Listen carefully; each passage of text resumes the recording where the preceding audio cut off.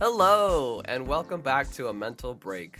I'm your host, Taylor Simpson, and I have a very amazing guest on today's episode of the pod. I got Nash on the show. Nash, what's up, buddy? Hello. Good to be here. Glad to be here. Thanks for being here, buddy. So for those of you watching and listening, Nash and I met Nash about, I want to say like 5 years ago now, Nash. Maybe 4 or 5? I was going to say 5 or 6. Yeah. To Seneca in, oh my God, what was it, 2014, 2015? Oh, no, yeah, definitely. So then I think it was 6 years. 6 years, okay. So I met you 6 years ago. Wow, that is crazy to think about. That's crazy. Yeah, it's okay. We lost 2 years to the pandemic anyway. So, technically it's only it was 4. Yeah. So yeah, I met Nash 6 years ago. Yeah, we both went to the same program together. I mean, you did IMP, I did IPS, but same school. Yeah, and we played a lot of shows together. Nash has been in like 1,000 bands. He is like the go-to drummer in Toronto. He's amazing, a great artist, lovely, lovely dude. And I've had the fortune of meeting him and hanging out with him downtown or wherever we were. Like I said, we played countless shows together. I don't know, it's probably like at least 5 or 6 shows at this point, I think, with my old band and or Jamie's band or whatever band you were playing at the time. Yeah, Nash is just a really great dude, really great artist, really great musician. It's a pleasure knowing him. He's just such a good dude. You know, like he's just there for you. He's very supportive in the arts. I feel like he's well known in Toronto in the music industry because he's just out, he's just out and around like talking to people and you know he just gives that good vibe off and he's just willing to help anybody even if he doesn't really know you that well. So yeah, I'm just fortunate to know him as a pal and to have him on the podcast today. So Nash, thank you so much for being here. I appreciate you. My God, that was a glowing introduction. I'm blushing. Even though I look white as a ghost, but thank you. Honestly, I hate to cop out, but right back at you. Like with all those things, I could say anything that you just said about me, I could relay back to you. So I appreciate you having me here, Taylor, and no worries, honored. Man. I'm honored to be here. So of course, buddy. Anytime, man. Anytime. I'm glad you agreed to be on the show. I really appreciate it. So yeah, buddy.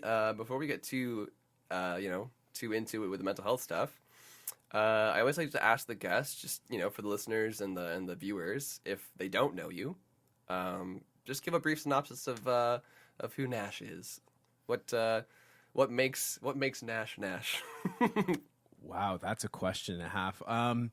Just tell the audience about who you are. Just so they have a better idea of like who's on the show today and that kind of stuff.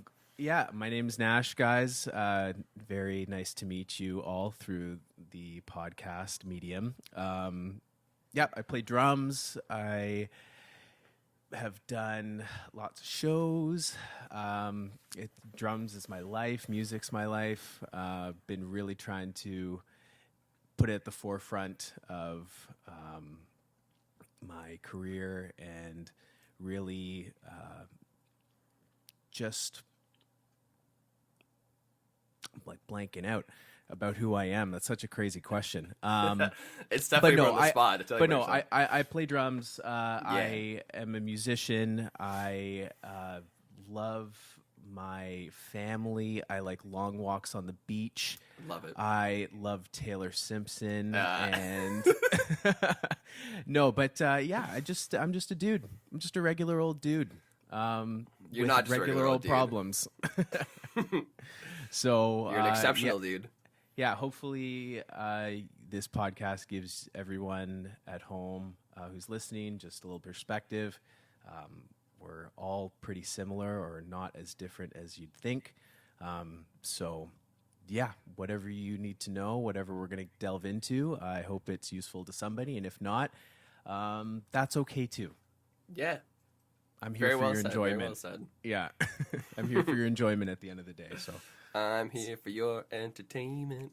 Yeah, cute. Was that what song? Who sang that again? That was Adam Lambert. It was Adam Lambert? Yeah. I almost said Britney for a sec. Deep cut Britney Spears. Deep cut, yeah. I'm like, no, that's not right. Oh man, yeah. So that's Nash, everybody. I do want to ask Nash, like, tell the audience, like, you know, where are you from? Like, where'd you grow up? Like that kind of stuff. Yeah, cool. Well, God, I can give you the skinny. So I am from Ajax, Ontario. I grew up with my mom and my grandma and my grandpa in Ajax. And then my mom built a house kind of right off the lake, like a long time ago, probably in like 96. Okay. And yeah, I grew up in Ajax, went to Ajax High School. I'm still in Ajax. Okay. I may still be in Ajax for a long time. Part of me hopes not. A part of me loves it. So yeah, if you like it there, then, you know, like, stay there and enjoy it, man. Yep. But yeah, it was great growing up with my mom here. It's a sanctuary. I'd love to have you out. Yeah, I'd love to come down. I can't believe I've never been down to your place before. Oh, you will. You will. We're gonna have. I've been postponing like a kind of get together party-esque sort of thing. Mm-hmm. Have some bands in the back. Get you playing. Dude, that'd be amazing. Yeah. It could be a blast. Yeah, I'm in.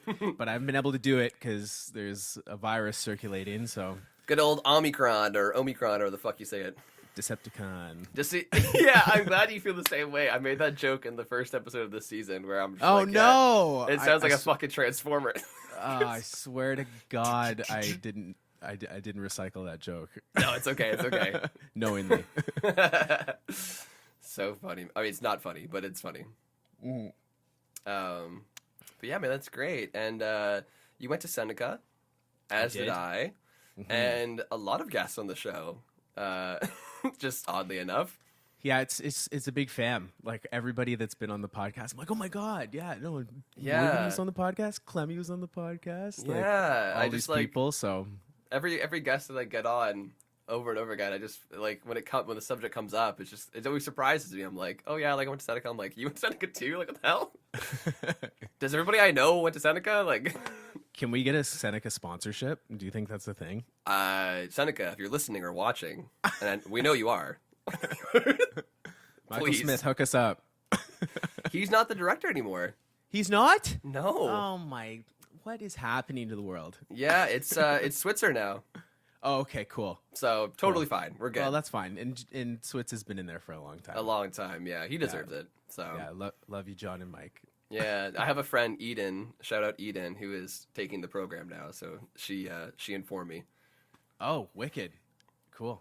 That's yeah. great. Yeah, there's a lot of really great people that have passed through that program. Or it's just a great spot, great space. It's amazing, and it's such a good community, man. Like I said to you, like it always surprises me how many people have taken that program, and like how we're all part of the same like group, right? Like I feel like most of the people I know in the Toronto music industry are all people that I've met through Seneca in some shape or form, you know?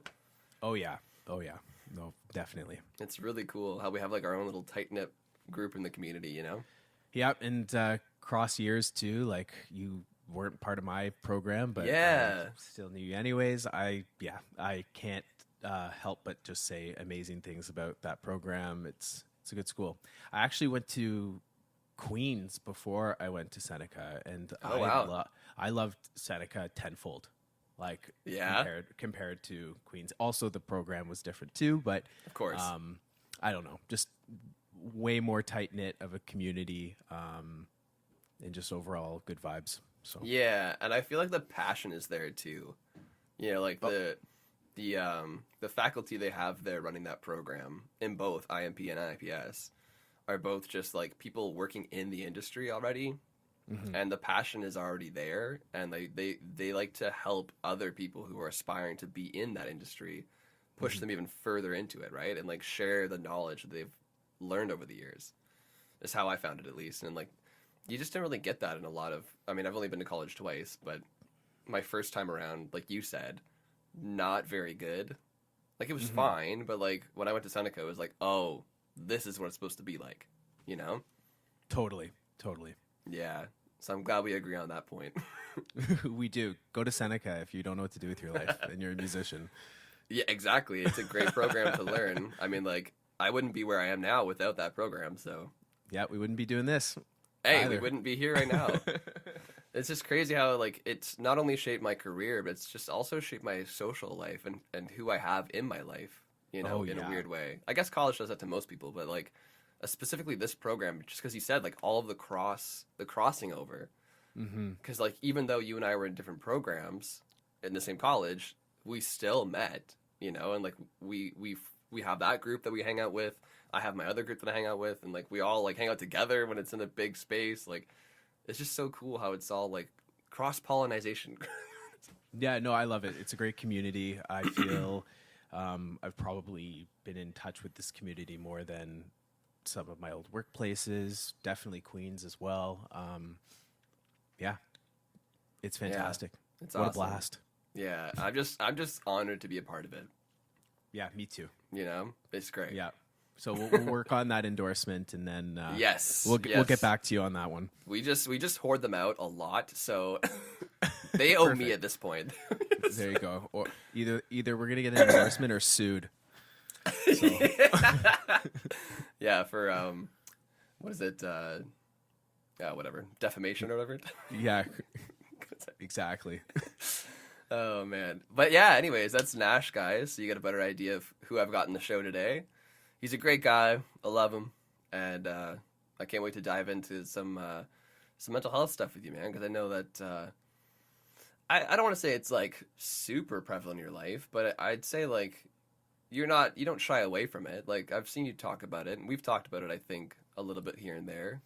It's come up in conversation, like, and so it's cool that you're able to come on and have this conversation with me about it and support what I'm trying to do here with this podcast. Yeah, I have nothing to hide. Nothing to hide. Peel back the layers. To be honest, it also speaks to just you as a person too. Like, obviously, you feel more comfortable around certain people. I've always been one to maybe overshare, but just I think it's important so that we all just don't feel so alone.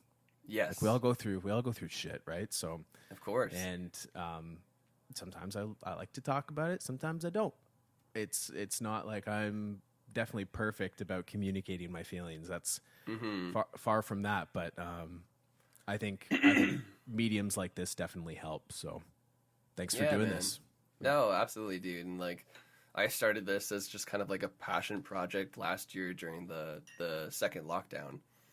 Just because, like, I was out of a job and I was just in my house, and I was like, another thing that like surprised me and like shocked me was just how much no one was talking about the other pandemic happening while Corona was going on. Like suicide rates were through the fucking roof last year. I think they're still really bad, and it's still horrible. Yeah, I think it's hasn't really dipped down, and the pandemic definitely escalated a lot of feelings for a lot of people and a lot of emotions and resurfaced trauma. So yeah, man, it's crazy. It's been tough. I was just about to say I wish I could like climb through the screen. I wish I saw a couple videos of you doing a couple podcasts and you were all in the same room, and I'm like, fuck, why can't I do that? I know, why can't man. I be there? That's I know. okay though. This I works. really this miss is doing close. the in-person ones, but yeah, I have to do it this way for now, obviously, because of the situation we're in. So exactly. But no, and what scared me the most, Nash, is just like I saw this statistic from, I think it was the World Health Organization, or don't fact check me, obviously, because I just saw it in passing. Mm-hmm. But I saw a stat that said that there was more deaths related to suicide than there was COVID last year. Yeah, that sadly enough, it doesn't surprise me. Yeah, and it just fucking blows. It angers me that I saw that and nobody was talking about that, because COVID is the dominant fucking thing that's happening. And I understand, like, it's a global thing that we're all facing, and like it's horrible, and we can all agree on that. But the fact that the thing that's been happening way longer than COVID is now surpassing COVID, and it's just everyone just bats an eye at it, like it's disgusting. Yeah, that's going to be the next, if they bring attention to it, and by they I mean just the general population, media, and stuff like that. We'll see what happens, but I think especially after these lockdowns, everything's going to change a little bit. Like, mental health is tough on people, anyways. Without a pandemic, I think this is just going to change the landscape for a long time. I think it is too, man. Not for the better or for the worse, I don't know. But yeah, we'll see what direction it goes in. But I'm hopeful. I'm hopeful. Yeah, of course, me too. I think we're making some good strides in certain areas, and we've definitely come a long way since the 90s, so or the early 2000s. So we definitely come big strides. Like I do see more and more people talking about it, and really, I just wanted to do this as my slice of the pie. Like putting as much effort as I can into the world about talking about this and having other people like yourself come on and again make this more of an accessible platform to hear this kind of stuff. I love it. I'm in. Sold. Nice. Anyways, that's enough of my mission statement. That's okay. This is like season 2, so anybody that's listening already knows all of this anyway. So I'm gonna move on. Yeah, that's. Well, we'll dive in. Yeah. So before we dive in, I always like to ask the guests first, just how they're feeling today. Are they feeling comfortable? Are they feeling safe with me here on this platform to discuss their mental health? It's just important to get consent. Period. So to make sure that you're good to go to talk about these kind of things. I know it's a delicate subject matter, right? So yeah. Well, for everyone at home, I'm fully being held against my will to do this podcast. So no, I fully accept. Consent is given. Let's chat about some good stuff. I said I was going to say that before, so that was totally rehearsed. I saw it coming. Yeah, I know. Taylor's like, he's going to say it. Fuck. I knew you were. Okay, so yeah, no, you have consent.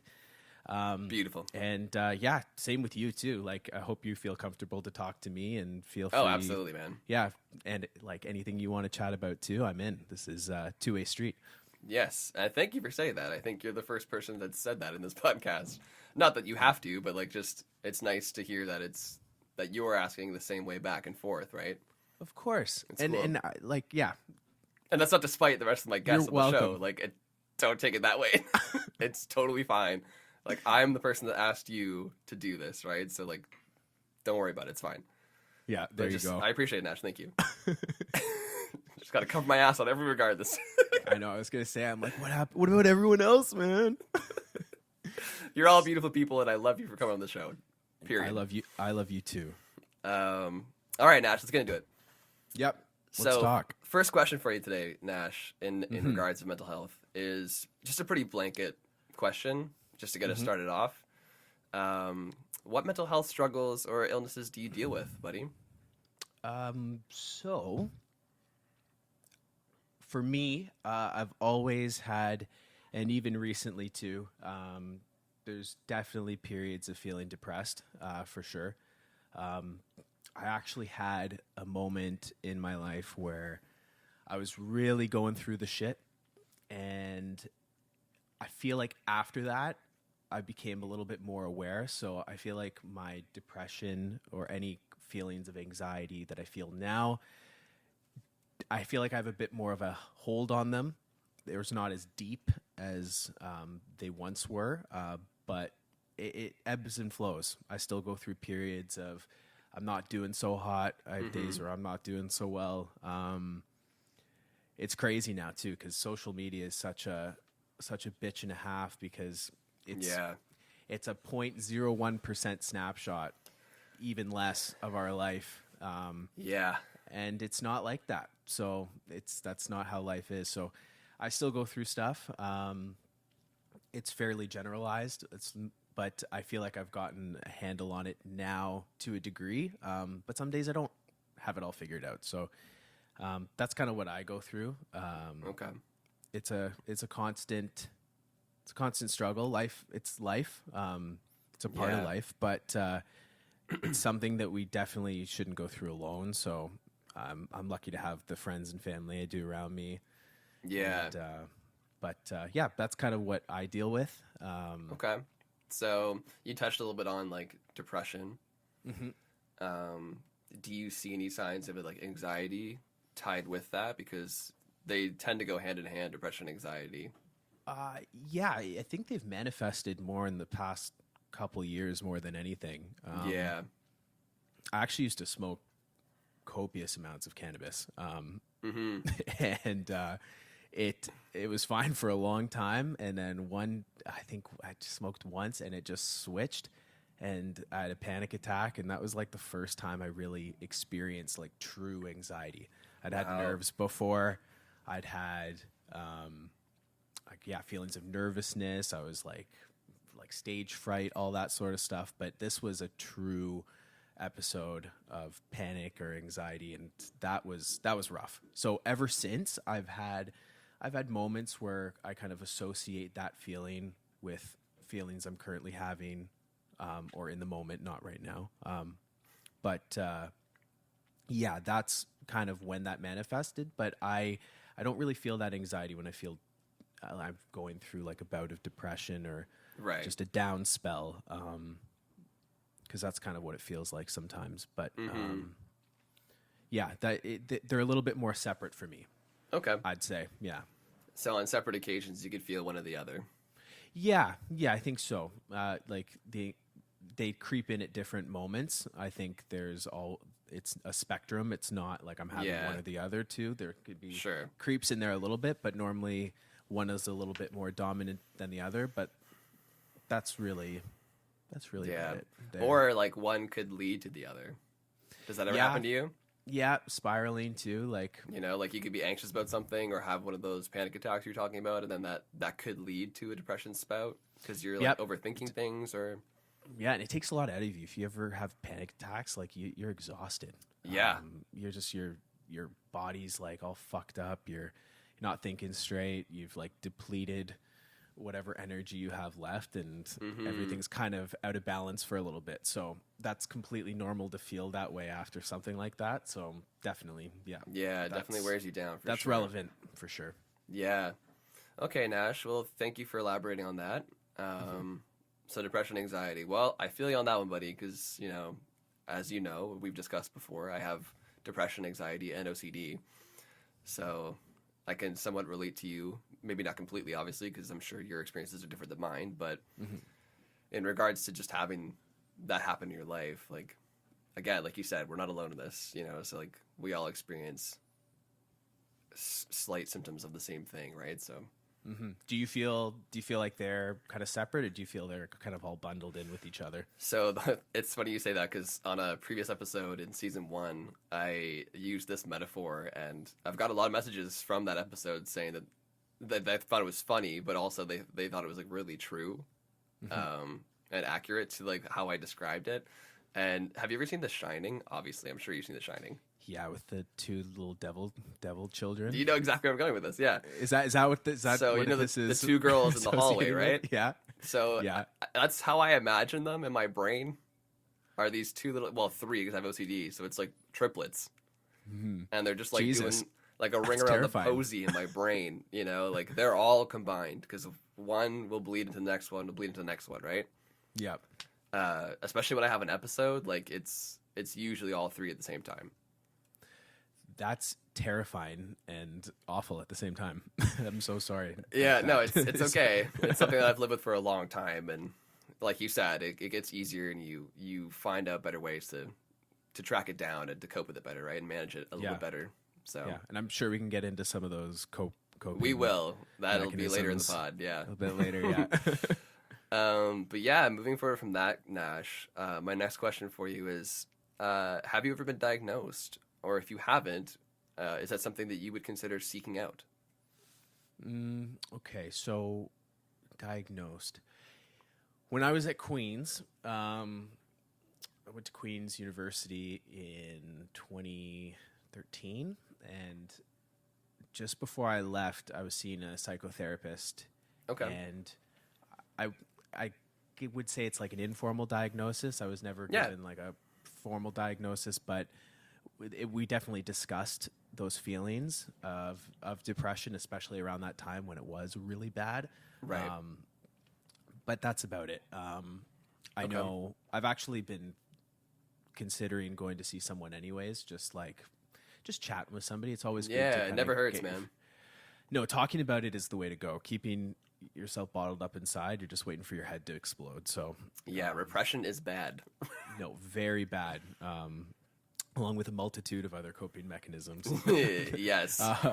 But that one seems to be the primary one that people kind of go towards, is keeping everything inside and not talking about it. So yeah, I think it's also tough, right? You would like to find somebody that you trust. Of course. Somebody that you jive with. Yep. Those are all really difficult kind of elements to finding like a therapist or a psychotherapist or a counselor or life coach, whatever avenue you go down. So of course, yeah, that is a very difficult path, and it seems to be a common thread that comes up a lot when I ask this question about just how and it goes back to what I was saying earlier in the pod, like just how difficult it is in this world to seek help in this direction. Whether you don't have the funds to find somebody and pay them to get a proper diagnosis, or you don't know where to go because there's not enough resources. Like there's all these hurdles that people have to face to get a diagnosis, and it's really tough. And I always like to say that, regardless of you receiving a diagnosis, however you feel is valid. Like if you feel like you have depression, then you might have depression, right? Just because a doctor says you have it doesn't make it any more real, No, of course. So like I always tell people that just because you don't have a diagnosis doesn't mean it's any less important. Yeah, no, that's a very important thing to let people know. For sure. And Ontario government, if you're listening, get your shit together, man. Yes. Please. Doug Ford, if you're watching or listening. Yeah, it's way too expensive. Oh, fuck. And it's just we just don't have the resources allocated to that sector that we really should. Well, I mean, like we have CAMH, which is a great organization. And I've done a lot of charity work for CAMH with some live streams I've done and on Twitch and stuff. Like I do a lot of raising for that, but again, like you said, there's just not enough funding, and it's the only thing we have that's accessible that doesn't cost a lot. Of course, and the wait list is crazy. It's They've backed been flooded. up crazy. Yeah, exactly. Yeah. So it's like we need more places like that available. It's hard to get accurate care too when your infrastructure is overloaded, like something like that as well. Exactly. Because if a doctor sees you and they're stressed out because they've seen too many things, all of a sudden they're experiencing mental health and they're not giving you the right care. It's a full-on clusterfuck. Yes. So, yeah. It's a vicious cycle. cycle. Put it lightly. Yeah. But yeah, so okay, so you were in Queens and you got an informal diagnosis, we'll say. Yep. But that's fine. At least you had some sort of indication or something, right? Oh yeah, I knew something was wrong. I was totally unlike myself. I was going through some shit. It's more than just being sad, and I fucking hate having this conversation with people that don't get it. And it's like, sorry, I shouldn't say fucking hate. That's strong. It's a hard conversation to have. I'll put it that way, with people that don't understand fully and haven't dealt with mental health in the same way that you and I have, or the people I have on the show has. It's tough too, because when you haven't experienced it, sorry, I didn't mean to interrupt. No, go for it. But when you haven't experienced it, quite often, you want to be upset and it's frustrating, but at the same time, it's like, you know what, you haven't gone through something like this. And that's awesome. Like, that's honestly good. That's great that you haven't been through that. Yeah, it's great. I'm envious of those people. Or maybe sometimes, quite often, it's like they don't really fully realize what they've gone through too, and sometimes they just haven't faced it as well. Yeah, that's very true. It can be frustrating. Yeah, but just to define that line, it's just like, and I'm sure you can relate to this, Nash, and obviously like most of the people on my show come on here have some form of depression, right? Like it's the leading one in my not so humble opinion. It's so much more than just being sad.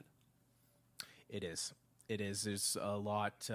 There's way more elements to it. I know for me, when I was going through a lot of stuff, like wasn't eating properly, and then that doesn't help too because it throws your hormones all out of whack. Yeah. And your body's all fucked up because you're just not giving it the right nutrition, and then you're not sleeping right as a result, and it snowballs, right? So Yes. it might feel like you're sad at first, but it quickly becomes a lot else or so much more because of what you're going through. Yeah.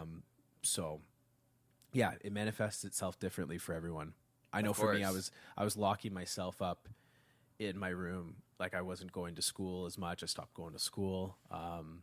It was during my second year, and I'd be locked up in my room for days. I would like come down to eat. I remember I used to make cookies for my housemates, and I'd maybe come down and have a scoop of cookie dough. So bad. my insides were crying. But it was bad. It was super bad. Like I know I'm making light of it now, but looking back at that time, I was super upset. I was depressed. I was numb. And it was crazy. When you're in something like that, when you're in a funk like that, it's really hard to see the silver lining, even if you are seeking help or talking to friends. It's weird. It's got to come from within you, but your environment and your community definitely helps as well. Of course. Even though it doesn't feel like it in the moment. So yeah, I kind of like to describe it as like tunnel vision when you're depressed. Like you only see what your brain wants you to see at that point. Yeah, right. For sure. You're like locked, and it's like that whole isolation feeling, and like it, like literally and physically, or physically and mentally, I guess. Yep. Like you lock yourself away, like you said, Nash. You like kept yourself inside in your room and isolated yourself. Mm-hmm. Right. Because it felt good. It felt safe. It felt Yeah. like as bad as it was for me. It was making me feel good, and self-medicating is not good too. I was smoking lots of weed during that time, and right. look, I'm a cannabis advocate, but when you're not in a good space, it's not the right thing for you. Not good. Yeah, exactly. So it's better to find other avenues. Sometimes it works for people, but for me, that was one thing that I was relying on I shouldn't have been. So. Well, it's good that you realized that. Oh yeah, no, totally. Even now, that switch. Even now, if I'm having a rough day, like I won't partake. And even drinking too. Drinking's like alcohol is, yeah. So we can get into that. Yeah, alcohol is super prevalent, right? And oof, yeah. Especially as a musician too. Now it's like when I'm not feeling good, I've only recently started to have that kind of self-control to be like, you know what? I don't need a drink right now. I'm doing a dry January too. This feels fantastic. I feel fucking amazing. Yeah, man. So if you are going through something like that, or you feel like it's negatively affecting you, first couple days is tough, but like once you're kind of separating yourself from that and removing yourself from those situations where it's present, it helps a lot. Oh, absolutely, dude. I agree 100%. Yeah, so with that being said, Nash, like at this point in your life now, and then, we'll get into a deeper timeline moving forward from this, would you consider looking for a diagnosis now in your current state? Is that like an option for you? Or I know you talked about you want to see somebody and talk with them, which is great, like therapy and stuff. Do you think that'll be enough for you, or will seeking that diagnosis give you some sort of clarity? I definitely don't feel like I need the diagnosis. It's not something I'm like looking for. Like I know what demons I do have. Right. And I know what really works for me and what doesn't nowadays. I think that added step of talking to someone is super important. Yes. And something that I'll be actively exploring. But yeah, I don't need somebody to tell me I have depression to validate it. Yep. Because I know within myself that I can work through it, and if I can't, I know the people to go to kind of help me out through that situation. Does that make sense? Yeah, absolutely, man. And like I said, it's different for like, and you think that it's valid to you, like you said, and that's fine. It's good that you found that validity in it. The only reason I ask is because like some people can find clarity with that diagnosis and like reassurance almost. Yeah, and there's also specific, there's specific there's specific treatments that you can get once you've had a diagnosis too. So I do understand that for those people. But yeah, it's different for everyone. It is, absolutely. I've had a guest on the show actually that said it was triggering getting a diagnosis. Yeah, that's fair. And it sent me over the edge, and I was like, yeah, you're right. I never thought of it that way because, like, I got my diagnosis when I was 13. Okay. So I was really young, and I was so young that nothing was making sense, right? Like, I was lost. And then when I got the diagnosis, I was like, I was still lost, but at least I had some sort of, like, mantle. You know, I was like, okay, this is what's going on. Now I can, like, focus on figuring out what this is. Rather than being, like, completely lost with no direction, you know? No, that totally makes sense. So yeah, I just asked that question because it's interesting to see other people's perspective of that. Yeah, no, I could imagine it be triggering. It's such a weird thing. Everyone's so different. It's so particular. Yes. All of our brains, like, we're all similar, but our experiences, like, definitely shape us into very unique people with, of course, different triggers, different, I feel like this might be a general statement, and I apologize in advance if this is, but I feel like it is easier getting diagnosed when you're younger versus when you're older, because then, like, you've lived with it for much longer without knowing. And then when you receive the diagnosis, like at our age, Nash, like imagine I got the diagnosis or you got the diagnosis now. Yeah. You know, like I think it's weird to like think about it like that too, because I think we forget how it makes us feel in the moment. So like maybe like you say that now, but I'm sure back in the day you were like, oh no, but maybe not. You know what I mean? Yeah, like maybe you're right. Yeah. I'm sure it's contextual, obviously. Yeah. Very much so. All right, Nash. Well, my next question for you is, it's a good one. It's I like discussing this with my guests. Basically, it's, you know, what has your perspective or your experience been like in dealing with your mental health? And the way I kind of like to approach this, especially for the listeners and viewers, is just kind of give us like a brief timeline from like when you first started feeling these things. You know, like maybe if you can actually pinpoint like the birth, you know, if you can't, it's fine, but like take us from like, you know, your upbringing, if there was any trauma that might have sparked this. I know you mentioned that you had a dark period there with depression, like maybe you can talk a little bit about that, and then like take us through that journey of dealing with that to where you are now in like a brief synopsis, because we'll get into it further like in the podcast, but just people have like a timeline of where it manifested in your life. Where it manifested. I know it's a long question. I'm sorry. No. I just want to give you a good answer. So,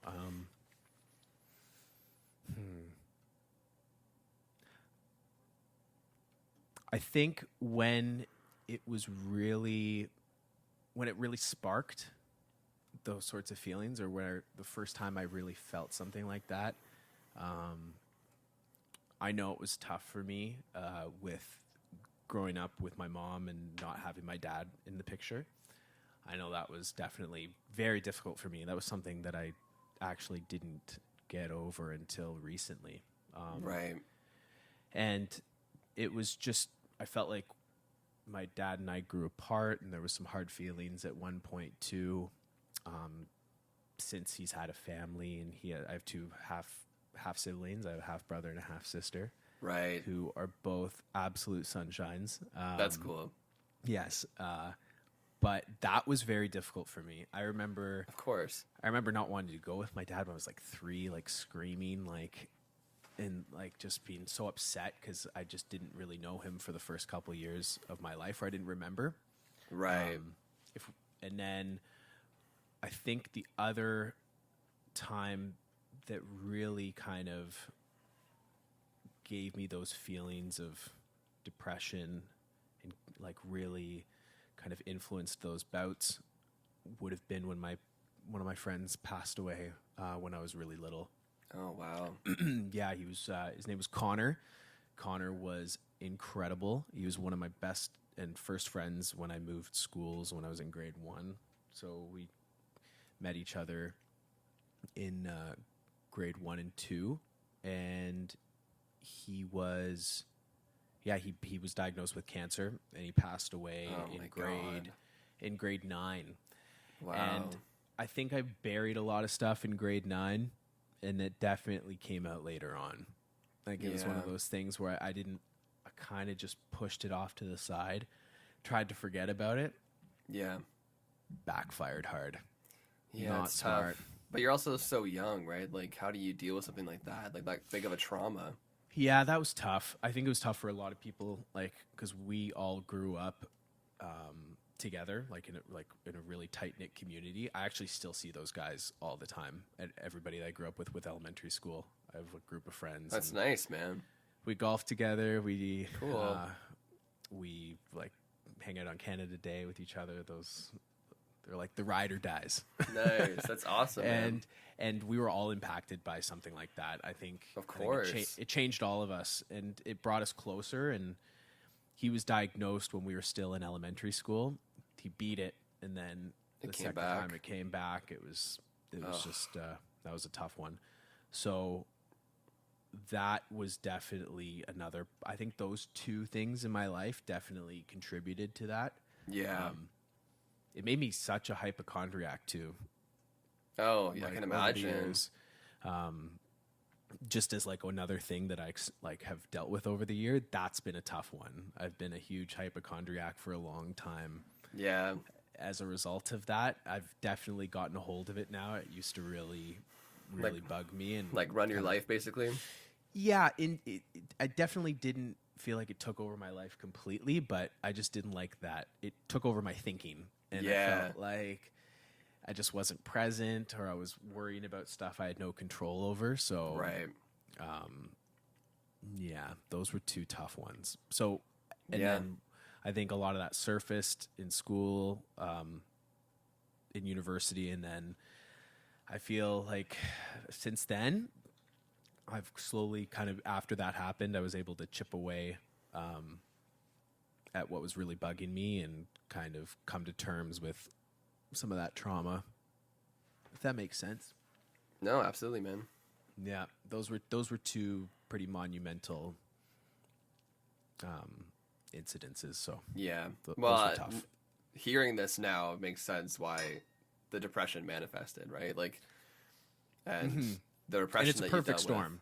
Yeah, perfect storm too. Isolation. Yeah. Pushing shit down. Self-medicating. Yep. Not doing what you love. Yeah. So many things. So I think it was definitely those two, but I felt there was a lot more that contributes to it. It's like a perfect storm. Of course. When it hits you that hard, right? Yeah, it's like that. The worst domino effect. Oh yeah, fucking sucks. Yeah, for lack of a better term. Well, thank you for sharing that, Nash. It's hard, but yeah. No, but you know what? Nowadays, like, so the Connor stuff was very tough for me. Yeah, and that's been less something that I've worked through, but more of like tried to accept, because it's hard to change. Yes, and just honor the memory the best I can. Still think about him all the time. Of course. And then the stuff with my dad was stuff I worked through more so, and actually actively spent time working on. And I didn't talk with I was with my dad and like on weekends for quite a while, and then we had a big falling out where I didn't speak with him for years, and it got to the point where I wasn't ready to do it either. Like, I knew in myself I wasn't ready, and then one day kind of just clicked. I think I got caught up in the spirit of Christmas, and I was all mushy and gushy, and I'm like, I love everyone. I'm gonna call Dad, and people are like, what the fuck? You're gonna call your father? And then it was one of those things where I needed the time to heal, and I think that's super important that people realize that sometimes you do need time, and other in other moments, it is important to kind of rip the Band-Aid off. It's always hard to tell which one. Yeah. But for me, it worked out that way, I find. And now I feel like I've got the right relationship, or the relationship that I would have hoped of. I would have hoped I would have had at this rate with him. So yeah, that's great. That's great to hear that. It's like you said, it's like a delicate balance between both. And, you know, I'm a big advocate for time and space. I feel like a lot of people are very impatient sometimes and want things. I personally am like that all the time. Yeah. Jamie and if Jamie or Mom are not feeling well, I'm always the first one to be like, let's talk about it. No, you can't do that. You can't be upset like that. We have to talk about it. And right. Sometimes you need time. Nobody wants to talk. Yeah. Exactly. So I push the envelope often with that. I'm guilty for impatience. It's funny because you are a great soul, and obviously you mean good intention by doing that. I feel a kinship with that with you, because I'm the same way. Like, I'm just like, we need to talk about this. Like, we'll get through this together. Like, I'm here to help, kind of thing. You know, because I'm an empath. I don't know if you know what an empath is. Yep. So yeah, I'm an empath. I was told I was an empath. I'm not self-proclaiming. Let me get that straight. Could put it as a title. Yeah, Taylor Simpson, the empath. Empath. But yeah, I definitely carry a lot of other people's emotions, right? Yeah, no, you're like a puppy dog. Literally. In the best way possible. Oh, thank you. I don't bite. Yeah. But yeah, it's tough when you feel so strongly and you have a good sense of other people's emotions. Yes. Because it can almost make you feel anxious too. Absolutely, when you're around some energy like that, and maybe that's where the impatience comes from, is that anxious energy of like, oh, I want to fix this right now, and I don't want to feel this shit anymore, and I want to talk about it. I think that stems from both of us, Nash. Yeah, and then the worst part about it is, like, I know personally, I say that, but then if I'm not feeling good, I'm like, I don't want to talk. I'll just stay in my room. Yeah. Just leave me alone. The biggest hypocrite. I am. Yeah. I might be a huge hypocrite. I don't know. That's okay. Definitely in that sense. Definitely we all have hypocritical tendencies, I'm sure. Yes. We're all human, right? but I'll own that one. That's for sure. Awesome, man. Well, thank you for giving us that timeline. So I have this next segment on the show, and I feel like a broken record at this point, because I've been like talking about my guests about this segment over and over again every episode, but like they don't know if they don't listen, right? Yeah. So no, of course. I just feel bad for the audience listening. They're like, "Oh my god, he's saying it again." Don't worry, it's the disclaimer's there, and you'll make it nice and concise. Yes, and then I know what the deal is. You know what the deal is, exactly. Yeah. So this segment is called The Real Reels. And unfortunately that name has stuck now. I came up with this segment in, like, I want to say like episode 2 or 3 of season 1. And you're like, I'm just going to call it The Real Reels. It was just off the top of my head. I was like, this is The Real Reels, as a kind of like a light-hearted joke, right? Okay. Because the segment is anything but that. Like, it's deep, right? Yeah. So, like, to get into it, I was like, let's call it something a bit more lighthearted, so it's not as dark, right? Yeah. And then I had so many people respond to that, and was like, I love this. Like, this is such a good segment. Like, The Real Reels, whatever. And, like, it just stuck. And, like, now people want it in the pod, and now I have to keep it as The Real Reels. Fantastic. So what does this part of the segment deal with? This is a very important part of the show for me, because as we talked off camera, Nash, just how important it is for me, like, again, mission statement of the podcast, but just normalizing these deeper taboo issues that society has a hard time talking about. Okay. And again, like, you don't have to go deep at all, Nash. Like, I'm not going to force you to say anything you don't want to say. So, like, you know, feel free to go as deep as you want with this. But this is just part of the podcast that I like to be raw, you know, and be real. Hence why it's called The Real Reels, because it's like, this is the real shit that, like, people don't often talk about.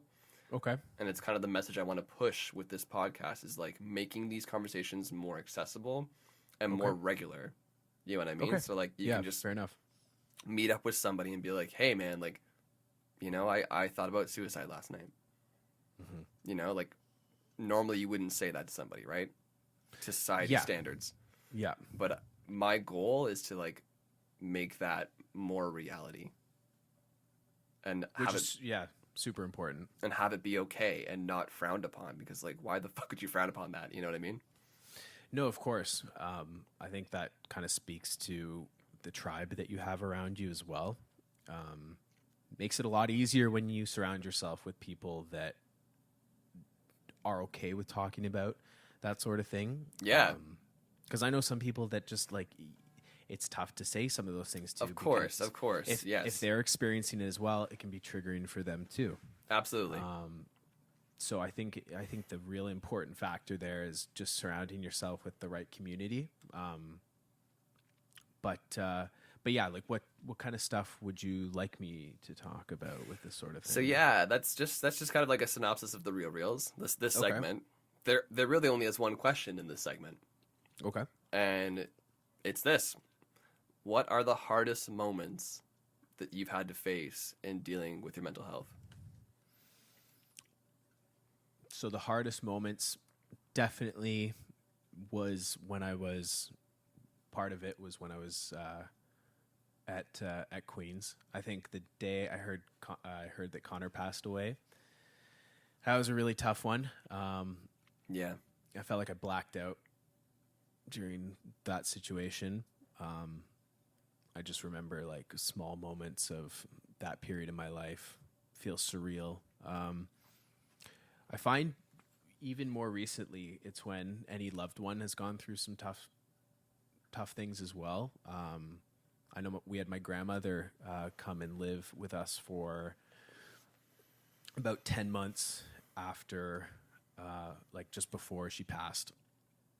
And it was so important for us because we were able to kind of bring her home. She was where she wanted to be.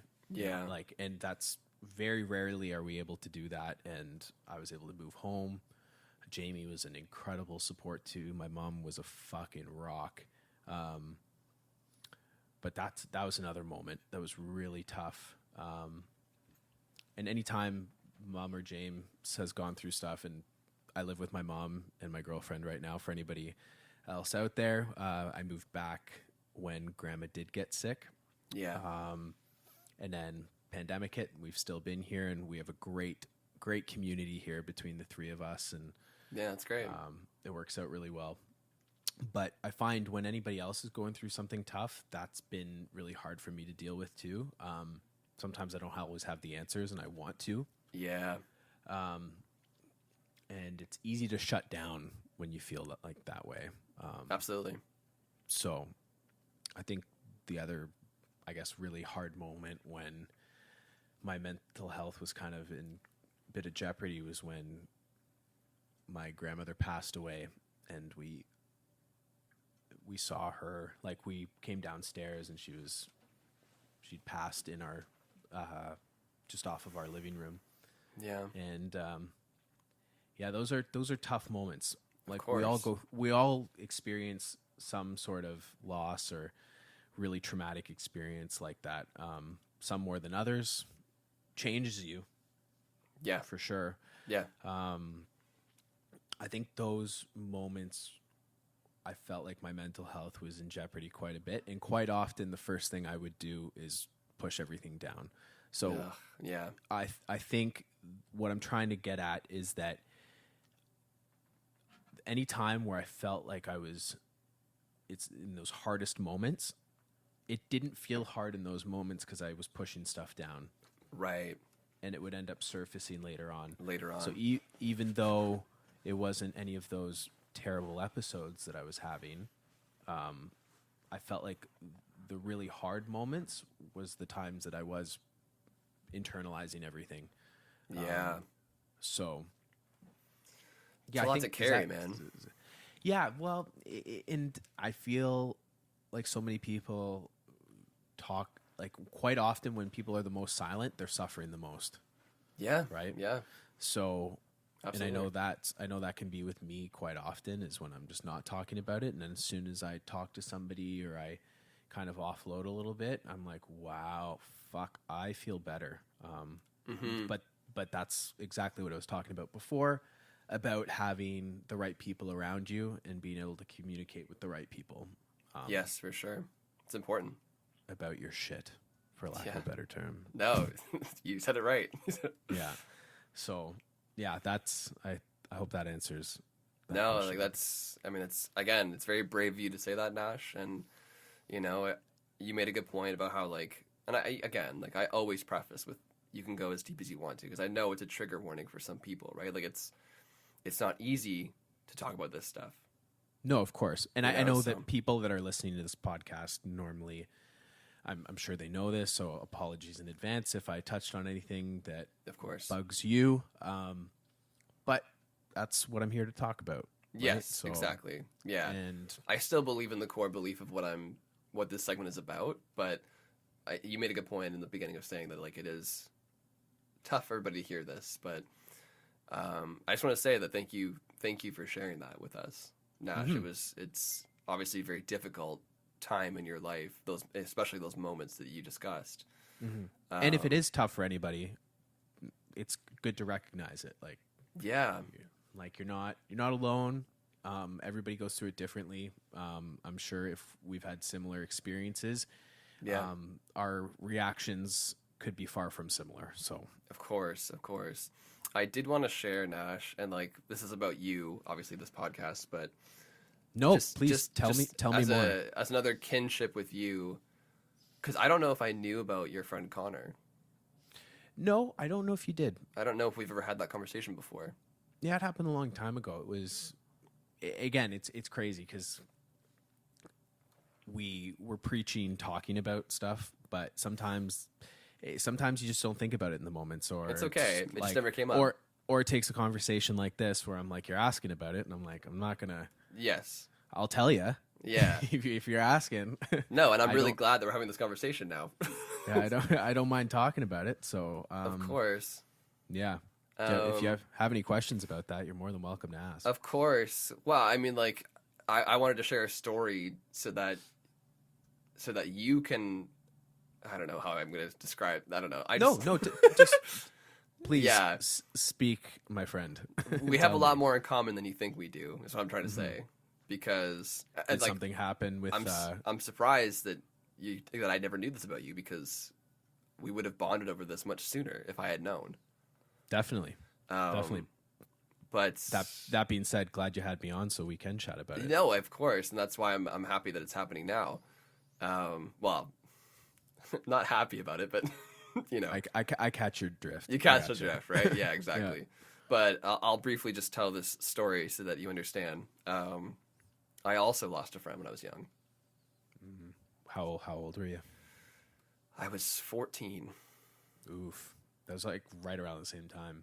Yeah. What were you like? How'd you guys meet? Who was it? Sure. I'll elaborate a bit further. If you don't mind. No, of course. I don't know if I've ever told this story on the podcast before either, so this is a first for everybody listening and watching too. So, his name was Matt. He was the outcast of our school, which I always felt bad about. So I knew him in elementary school. We grew up in the same neighborhood in Peterborough. Okay. And he was he didn't come from a very, well-off family. He was, wearing raggedy clothes and stuff like that. Like, Peterborough at the time was a pretty poor area. So, I grew up wearing Zeller's clothes, like, I never had any of that fancy shit. Like, my dad was a trucker and my mom was a grocery clerk, like, that's my life. But yeah, anyways, my friend Matt was, he never was my friend to start with. I became friends with him. This is going to sound bad, but, like, I became friends with him out of feeling bad for him because he was always the outcast in our school, right? Like, he was bullied a lot because of the way he looked and the way he acted. And he was always kind of, like, doing things that were, like, out of trend, like, so, like, when everyone went on Beyblades or whatever, like, he was still on Yu-Gi-Oh cards or, like, he was always, like, behind, so everyone made fun of him for that. And so I remember the day specifically, it was, like, grade 5 maybe or something like that, or grade 6. I told my friend Josh, who is one of my best friends, and I still talk to him to this day. Thank God, I love him. I was like, hey man, we got to be friends with Matt, because like I can't watch this anymore because he's getting bullied every day, and like I just feel bad for him. Like we need to bring him into our friend group.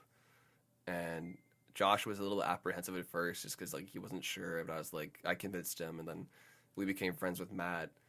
And Josh and I were very grateful that we did, because it turns out he was an amazing kid. Like he was so nice, even though like his home life was absolute shit.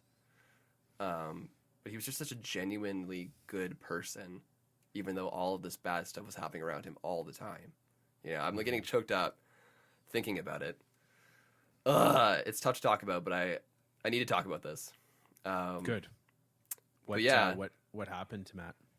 So fast forward a couple of years, we've gotten much closer as friends. This would have been, I think, grade 7, I think.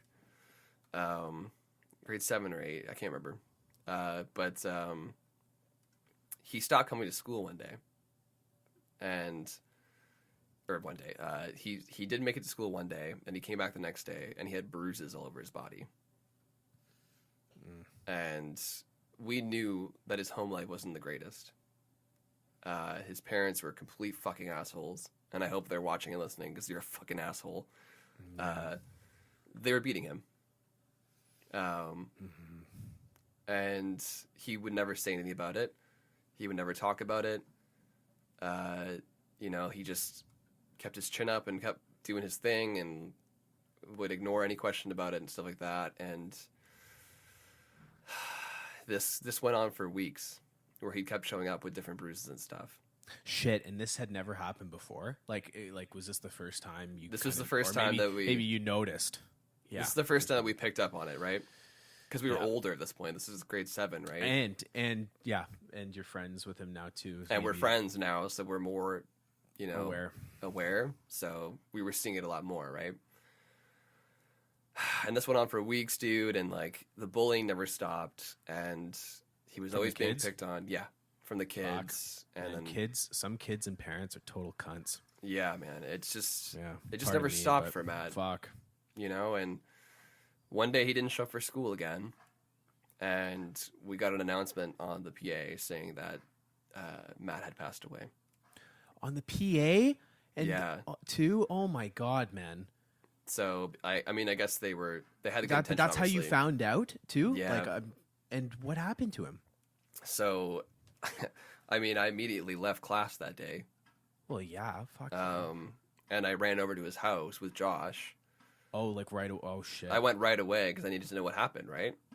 And I ran over to his house immediately. Like I got up and I left class, and I grabbed Josh and him and I left.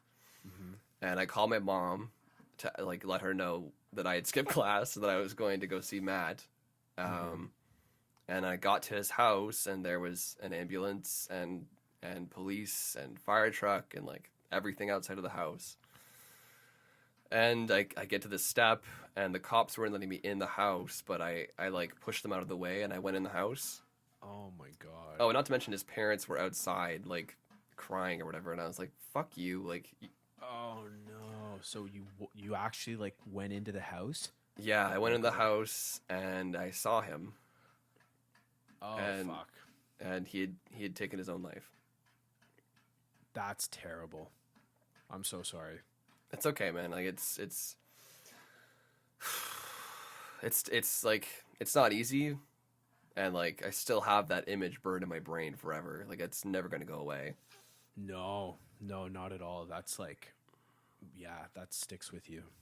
So, I know it's different from your experience with Connor, but in terms of like losing a friend that you were very close with. Yeah. That's a terrible situation.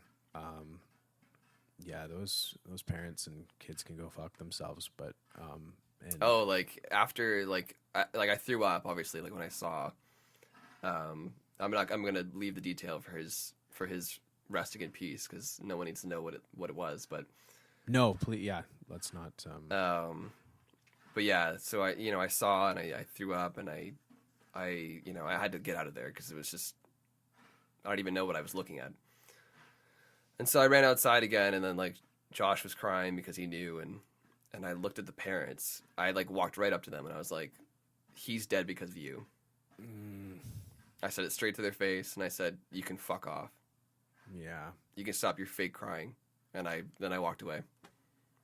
Wow. Yeah. Did they ever get charged? I don't know, man. I wasn't involved in the rest of what happened. Yeah. No, it would be tough for you too. Anyways, I'm just yeah. I was 14 too, right? So that's such a fucked up situation. Yeah. I'm glad you said something. I bet, like, I had to. Back on it now, you probably feel not fantastic, but you feel justified in what you said. Feel like, yeah, I don't feel bad about what I said. No, my God, and I wouldn't expect you to. I bet you just feel like that was the right thing. Like, I bet you're glad that you were able to have that chance to. Yeah, I mean, I could have walked away, and I could have been the bigger man, and no, some part of me that wishes I just walked away, but. Yeah, but that's regular human emotion. Like, I'm surprised you didn't fucking kill them right then and there. It took every fiber of my being not to. Yeah, no shit. Yeah, some people should not be parents. No. And I'm so sorry that you went through that, man. That's fucked up. Like, I'm like, just to be blunt, that's a really tough situation. I mean, what both of us went through was fucked up, dude. Like, whatever way you cut it, man. Like, you losing your friend to cancer, me losing a friend. It's definitely different. And there's a face to the villain of your experience. But yeah, it's just seeing somebody pass away, but especially in whatever way that you did too. It's not easy. That shit sticks with you. It really does, man. The only time I'd really I'd seen something like that was with my grandmother, and it was a little bit more. It was easier to come to terms with because it was of old age, and I find when it's a young friend, in any way, or somebody that's close to you or a peer, it can be so brutal. Yeah, and just be such a visceral feeling. Yeah. Well, rest in peace, Matt. And Connor. I'm sure he was a fantastic dude. He was great, man. They both said, like, I know Connor was, and Matt sounds like he was a fucking stud. Yeah. I mean, from what you said about Connor, yeah. They both are, right? And I hope they rest easy and wherever they are, like, I think, so getting through that for you, like, did you feel, because we might as well talk about kind of how it made you feel afterwards. Did you feel like you were kind of like repressing a lot of those feelings too, or did you feel like it sparked like what you were asking me? Do you feel like there was repercussions to, obviously there was, but how did you work through those? Of course, yeah. I'm interested to discuss it on both of our behalves because I know we both share this trauma, and I know that you said that you repressed a lot of it because how do you cope with something like that at that age, right? Like losing a friend, like you said, someone that young that shouldn't die at that time. It's very hard to comprehend, and it's it took me years to get over it or even talk about it. Yeah, it makes you grow up real quick. I was already grown up to begin with because my parents had passed away at that point already. Oh shit, I did not know that. Yeah, like at that point. Wow. Yeah, my dad passed away when I was 10, and my mom passed away when I was 13, and then Matt was 14. Oh, fuck. That's a string of shit shows. Yeah, so it was just like one after another, so this is fucked up to say, but I just got used to death at that point. Yeah, and getting used to death at such a young age, too, it just, it numbs you out. Well, yeah, and then like that's when I got my diagnosis of depression, anxiety, and OCD at the same time. Because it all manifested at the same time, right? Because my brain was on like overload trying to compensate for what happened to me. Yeah, it'd be hard to even just decipher your thoughts. Yeah. All that shit going on. I want to ask you, Nash, with Connor. Yeah. Every year after his death, after Matt's death, on the day, I would celebrate with Josh, and we'd like make a toast to him. Get drunk in his honor, like do that kind of thing. We did that for years. I can't do it anymore. I stopped. I felt that it brought up too many emotions, and getting drunk over his honor wasn't meaningful enough. and I broke the tradition. I had to call Josh, and I was like, look, because we'd meet up right on the same day every year and do this. And like I remember it was like about 2 or 3 years ago. I had to call him, and I was like, I can't do this anymore, Josh. I need to move on. Like I need to let him rest. Yeah. Do you feel the same way with Connor? I never started doing anything like that. Probably because it just hurt too much. Yeah. Like it's weird, like because I always felt a little bad, and I still do to some degree, and like hold a little bit of guilt, because it's like as time goes on, memories fade a little bit, right? Like that's just the normal progression of things. It's human tendency. It's and I right away, like I it's a part of me wanted to forget. Like we actually it was the three of us that would normally hang out. It was myself, Connor, and Colin. And Colin's fucking hilarious. I stopped hanging out with Colin, and it was like we weren't hanging out as much together anymore. And I feel like that like a lot of that was because of high school too. Like we kind of grew apart. Right. Near the end a little bit, but those were, that was I feel like I never did honor his spirit the way that I felt I should have, but I know in my heart that I still carry those memories with me, and I still talk about him when he comes up. And he was a great kid. He was my best friend. We'd always go over to his house, or Colin and I would go over to his house at lunchtime, and we'd play Wii Sports and I love that. Fuck That's each other awesome. up. Yeah, Mario Party. It was the gaming crew. That was like my. That's cool. Those were my nerdy friends that I felt like I could totally nerd out with, and that's great. I loved it. And nowadays, like I still have Colin over every so often. We just fucking play video games. Hey, shout out Colin. Shout out Colin. Until our eyes are sucked out of our skull. I feel like. So on the other side of that, as much as I feel I've had those feelings of guilt for not honoring that memory, maybe the way I feel like I should have,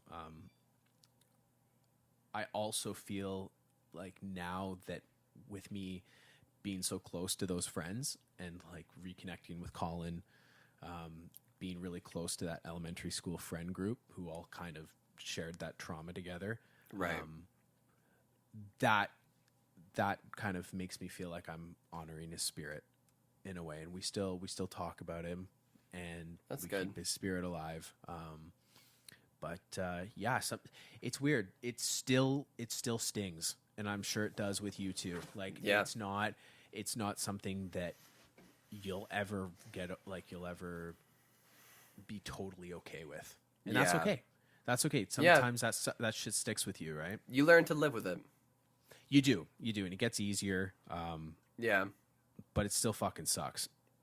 And the more you talk about it too, like, yes, it was hard for me to even just say it right now. Like, I got choked up talking about it, but I feel like the more you talk about it, the more accessible it becomes, and the more, the more easier it is to grasp and come to terms with the situation. Like, I've come to terms with it already. It's been years since he passed, but like, it just, the more, like you said, the more you talk about it, the more easier it becomes to deal with and to just live with it, and almost flip it on its head in a sense, and just like, instead of being upset, like, what's happened has happened. He's gone. So is Connor. Yeah. Let's just try to live in their honor, or like live my life the best that I can for them. Yeah. And sometimes that motivates me. Like, sometimes when you think about it, it can be motivation to be like, to pick your own self up and kind of trudge through, so to speak. Have you ever tried to write a song about Connor? That's a good question, since we're both artists. That is a good question. No, I have not. Neither have I. No, it's not some place I've gone towards. I would really like to try. Yeah. No, I'm been writing a book for a long time, and we've chatted about it a little bit, but Connor will be the dedication in my book. I've That's always great. said that. That's nice. If I do it. Yeah, for sure. Just because he was that outlet. He was where we could nerd out, talk about fantasy worlds and novels and like all that sort of stuff. It's so the best, man. I like, yeah. If anything, I don't know if I could do a song. Maybe I will one day. Who knows? Nash, I have an idea I want to propose to you. Yeah, I'm in. Live on this podcast right here. Oh, fuck. Not right now. But I'm What? well, I'm proposing the idea to you on the podcast. We'll talk about it off after. Okay. It just popped in my head now. And like you could say no. Like obviously if it's too tough, like we don't have to do it. But Okay. how about we write a song together about them? Oh, wow. That's a proposal. And if you're not comfortable with it, it's totally cool. Like, don't worry. Yeah. But, like, No. Of course. I know. I've got to think about it. I feel like, please do. Please do. Sorry. These moments of pause, they're not no's. They are just, I'm just collecting myself. Of course. I just feel like that'd be interesting because we both lost a friend at an early age. And I feel like. Yeah. You know what? Well, we could try. Yeah. Like, what's the harm in trying one day? I would love to, man. I'll let you hold me to it. Okay. If that's okay with you. Yeah, I'll definitely hold you to it. And maybe we just sit down one day and with a chord progression or something like that and make something. And it might turn out amazing. Yeah. It might be total shit. And like we don't have to release it. Just write a song. No, and that's what I was thinking about. And it could be therapeutic for both of us, right? So. Yeah, you know what? Why not? Sure. I'm down if you're down. I accept. Nice. And of course, all the listeners and viewers are like, "Fuck, we're not going to hear this song now." Yeah. Well, sorry guys. Maybe you will, maybe you won't. I don't know. It's very personal for both Nash and I. So. Yeah. Hopefully, it's an absolute banger, and we can release it and be proud. Imagine of it's like a rave song. Oh fuck! Guns. I miss you. Oh no! Oh man. Oh fuck! This could. Sorry, too far. No, to be honest, that songwriting session could be quite interesting. It would be. I'm in though. I'm in. It would be. Yeah. I feel like there will be a lot of those like, haha, we're making fun of this because I'm so uncomfortable. This is so hard to talk about. Yeah, exactly. Let's make a rap song, political rap. A political rap about losing friends, catching bodies. Yeah. That was actually one. Yikes. This is a total fucking aside, but another Seneca plug. When we were in Seneca, that was my songwriting assignment. That was completely out of my wheelhouse. Was you have to write a political rap. Whoa. And it was Linda, and it turns out Linda, of course. Yeah, thoroughly enjoyed it. Did you? Yeah, you know what? It was pretty good. Cool, man. Not even gonna go that far. Wow. All right. I love that for you. That's awesome. So. Yeah, but we'll definitely But yeah, jokes aside, I would like to at least try. Like I think that'd be a cool idea. Yeah, and you know what? Maybe I think that's a great way to keep the spirit alive too. Yeah, man. So I'm super. By the way, thank you for telling me about that too. Of course, buddy. Yeah, I figured you shared your story about Connor. I was like, it's only fair if I share my story about Matt. So yeah, no, that's I think that's a fair trade. Yeah, and like look how much like closer we are now because of this. I know. I feel like I've got you on my lap, and I'm just there, right man. Here, and you're looking deep into my eyes. It's a very sensual moment. It's okay. It's sensual. It's safe. It's a safe space. Yeah, that's okay. We can cuddle after this. I love that. Point. Yeah. We should. Yeah, we'll book that in after our songwriting session. We're gonna need to. Sounds good. I feel like there's gonna be a lot of tears on the page. Yeah, I'm in. Though that sounds like that's a good call. Cool, man. Thank you. Yeah, no, absolutely, buddy. I'm glad that you are down for that idea as well. I very much am. Cool, man. Well, let's get out of the dark and into the light. Okay. With our next segment called the Rainbow segment. The Rainbow segment? Fuck, yeah. This is cool. I like the names of these Another segments. great name of my segment. That, again, stuck, and I have to use it, so it's fine. Yeah, so the Rainbow segment is kind of like, hopefully the person that's on the show has gone through it and is coming out the other side, or at least starting to, like, figure out a grasp on things a bit more in their life, Okay. Obviously, mental health is a continuous battle, and we're going to be facing this the rest of our lives. Like, there's no cure for depression, right? So, and we all understand that, but it does get easier, and we do find ways to cope with things a little bit better in our lives. There is a light at the end of the tunnel, and that's kind of this segment. Is kind of like coming out of the real is like, the darkest moments in our lives. Now I want to focus on some of the positives, and leave the podcast on a good note. Sure. Yeah, let's do it. Yeah, man. So my first question in this segment is, are there any positive things or discoveries that you've made in yourself about finding out more in dealing with your mental health? Yeah, like maybe positive coping mechanisms or coping mechanisms I feel work for me, or... Yeah, however you want to approach the question, man. Yeah, actually, this is one of the things I was most excited about. Because even recently, like, I felt like I've kind of gone through a bit of a bout where I just have been feeling really shitty. Pandemic getting to me too. Yes. And just kind of like following bad habits, like not eating like well. Yeah, I'm right there with you, buddy. Maybe having one too many drinks on a daily basis too. That's like, it's easy to have yourself slip. So yep. For me, I've found what works out a ton is, I'm going to preach like some of the basics, obviously, but go for it, man. Luckily I've been able to exercise quite a bit again. It's huge. It's huge. It is. And there was a time 2 years ago, I really fucked up my back. I remember this. Yeah. And I was like exercising quite a bit, and I wasn't able to do it for a long time. Like, even till recently, like, I haven't been able to like really lift weights or swim, but now I'm finally getting back into it, and holy fuck do I feel so much better. Yeah, man, that's great. Like tenfold. It's like, I feel like if where I'm at now, even from a couple months ago when I was still like experiencing quite a bit of pain, I feel like I can just take a big deep breath now. Big breath of fresh air. It's like, amazing, holy shit. I find too, when you're inactive, there was something I heard recently.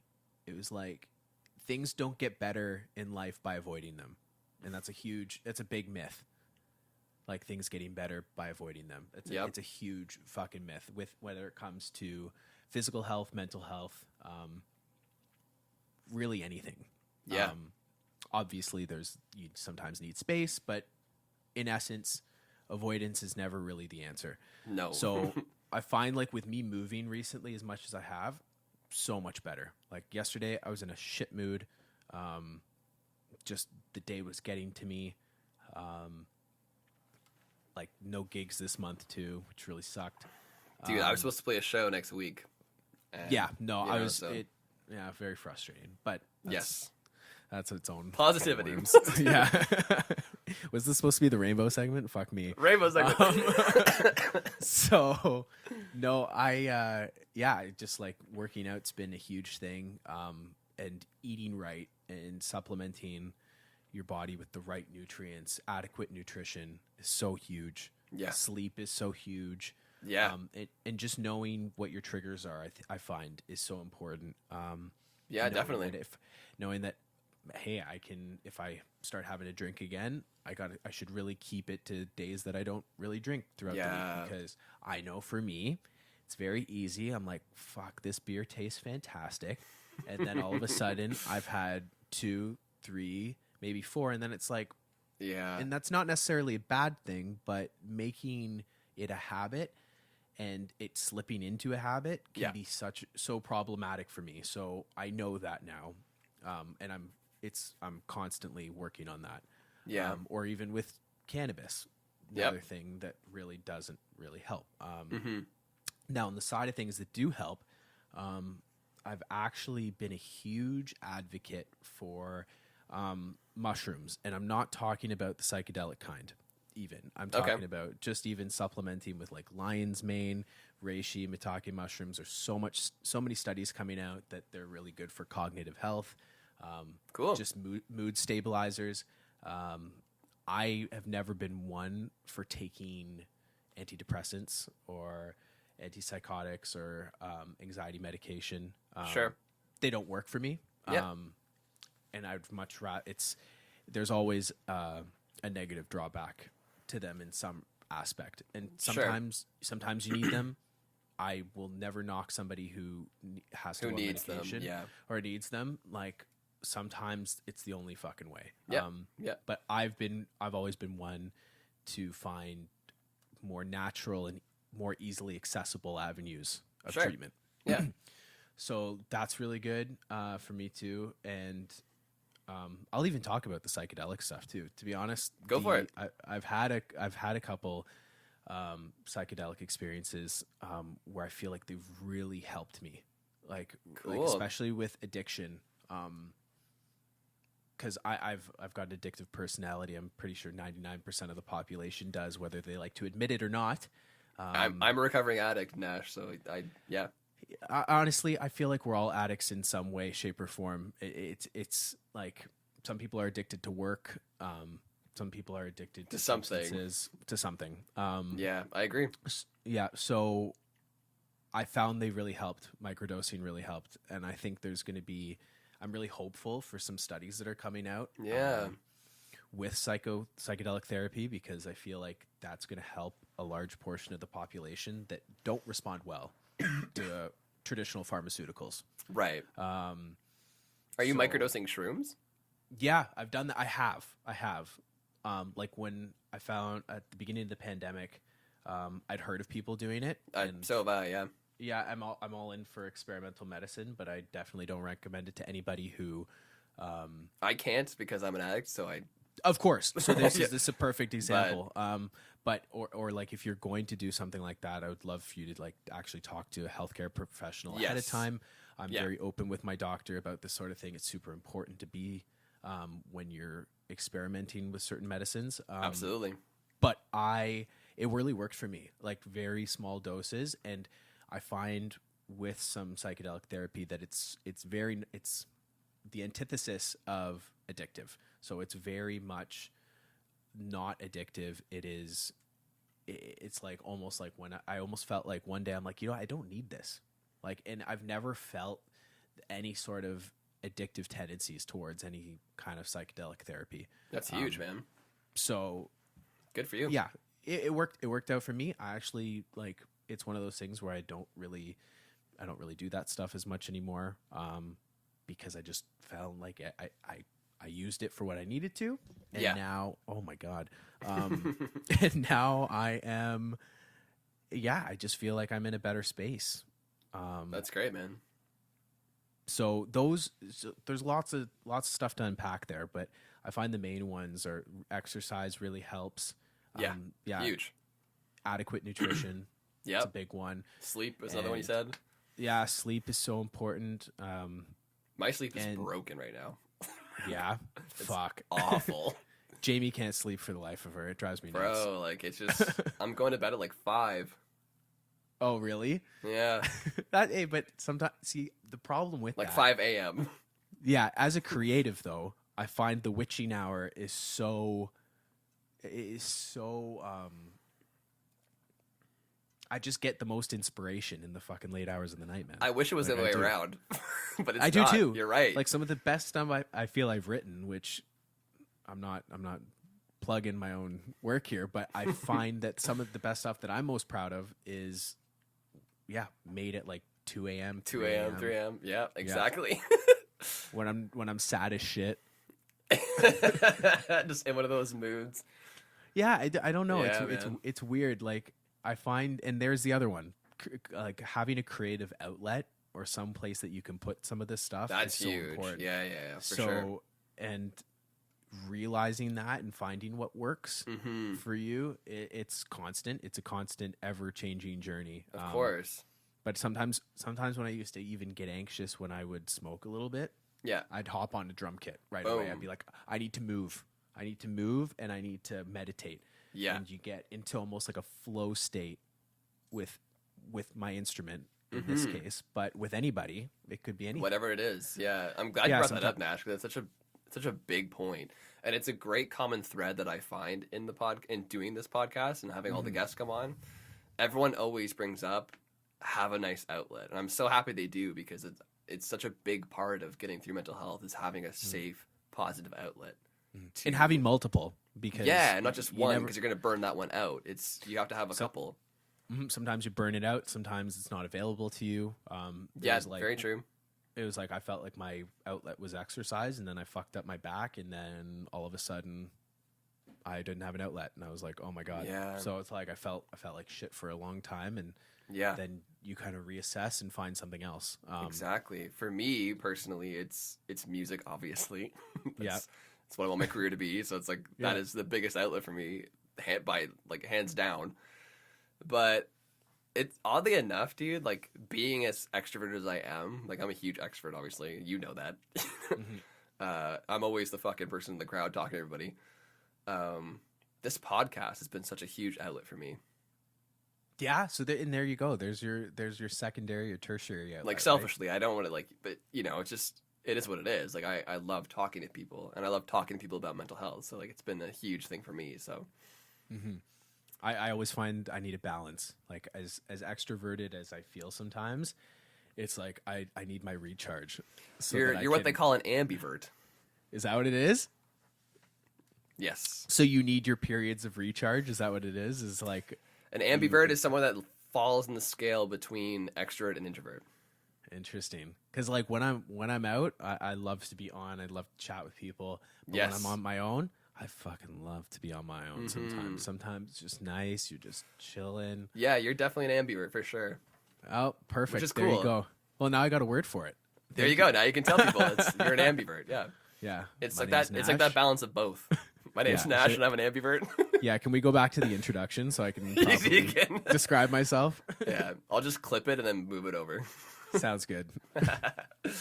Yeah, man. Well, I'm glad I could shed some light on that for you. Definitely. And actually, while we're talking about music too, this is go for it. Another rehearsed plug. But Taylor, your album's coming out on the 28th of I hate you. January, right? I told you I was going to do this. I know you said you're going to do it. I thought you forgot because we got all the way through here and you didn't say anything about it. I was like, nice. It's been in the back of my mind. So this is Taylor doesn't want to plug this, but I will do it for him. Thanks, Nash. If you are listening to the podcast, and I hope you clip this. I'm looking at you right now. You better clip this. Taylor has an album coming out on the 28th. I'm very stoked for it. And I won't say too much about it because some of the best things are left to be a surprise. So mystery. A mystery and a surprise on the 28th. Please stream and share all that goodness to our friend Taylor, who facilitates these wonderful talks. Oh, Nash, you're so beautiful. Thank you. Just like stroking it a little bit. Stop it. Yeah, that's okay. The nice thing is no one's going to see that. Good thing that you don't have the video linked with the podcast. Well, I do. So people are going to see it. Oh, fuck. Oh, I can cut that part out if you want me to. No, you can. I love it. We'll leave it in. It's all good. Leave it in. This is raw and unedited. Raw dogging it. Yeah, we're raw dogging it in more ways than one. Oh my god. Wow. All right, next question, Nash. Please. You touched upon it a lot in answering the first question, so it's totally fine if like you can't think of anything else to describe this, but if you do, cool. Or if you want to touch back on some other points, you can. Yeah. Have you found any constructive ways or solutions or coping mechanisms in dealing with your mental health? Yeah, so just I know we talked about it a little bit, but yeah, and like maybe I'll just elaborate like a little bit more too. Please. I think it's super important to, like I said, have multiple passions, right? I love music, but I love to move too. I love to swim. I love to exercise. You're also a big bicyclist too, aren't you? Yeah, the summertime. Yeah. Anything that takes the load off of my back. Like that's why swimming is so good. Like I even do like chest flies in the swimming pool. Like the lifeguards look at me like, what the fuck is this guy doing? I'm making some splashing, like so ridiculous. And these sort of like low impact thing on your back, right? Exactly. Yeah. And it just for now, but I already feel quite a bit better even over the past couple of months of taking it into my own hands. I love to play video games too. But again, it's finding where it borders on an addiction Yes. It starts to turn into that. So it's so much balance. And I find even more so than balance, it comes down to like self-discovery, right? Like trying different things. Yeah, And absolutely. So then you can kind of figure out what does work. And it comes within you. I know that's the worst fucking thing for some people, and community helps so much, and it might be the worst thing to say, sorry. But I really do find that if you are going through difficult times, at the end of the day, it comes down to you. Yeah. And even if you are from the outside looking in to somebody else, sometimes you might want to really have that anxious energy like we were talking about and trying to help somebody out, but it's not their time yet. They don't feel ready to do it. And sometimes it takes a little bit of a push, but at the end of the day, it really comes down to you if you want to make those changes and do that self-discovery and have those passions that really are a good outlet for you. Absolutely, man. That's the tough part. I think that's the most difficult part about this whole mental health thing. Yes. Is that you got to put in the work. Yeah. If you want to do it, and it doesn't need to feel like work. Because when I say work, it's like, ugh. It Yeah, felt gross yeah. even just coming out of my mouth. I like discovery better. That was a good word. Yeah, it's more discovery. It's an adventure. It's a journey. Finding what works for you and then like breaking it down into smaller steps so it's not, so it's more palatable than like a huge thing all at once, right? Mm-hmm. And I genuinely do feel like everybody deserves to be the hero of their own story. I do. Yeah, that's amazing. And that's where that journey comes in. Like it's I actually started reading a book. Pretty cool. Plug it. Go ahead. I don't read either. Like this Neither is do something I don't do. Like I'm terrible. I have a friend who reads all the time, and she's like part of a book club, and she's like nice. She just shows me like all the books she reads in a month, and I'm like, yeah, I can't do that. What the fuck is this? Like, I can't even read one book in a month. I look at the books and I just see my brain like leaking out onto the pages. Yeah. And anyway, so I've started reading a book. It's called The Hero with a Thousand Faces, Joseph Campbell, and it's about the hero's journey through myth and all of these really kind of common thread stories throughout history. And it is about being the hero of your own story. And I find that theme has carried on through our entire human existence. And because it's evident in other religions, a lot of places. Yeah, myths. It's so important to realize that, because it does make it feel less like work. It feels more like a journey. It feels more like, and everybody's time is different. Yep. Like it comes to people at different times. So it's super important to really not get caught up with comparing yourself to others and others' journeys. Like I find that, and that's kind of wraps into that whole social media aspect that we were talking about before. It's like it's so easy to compare yourself to others.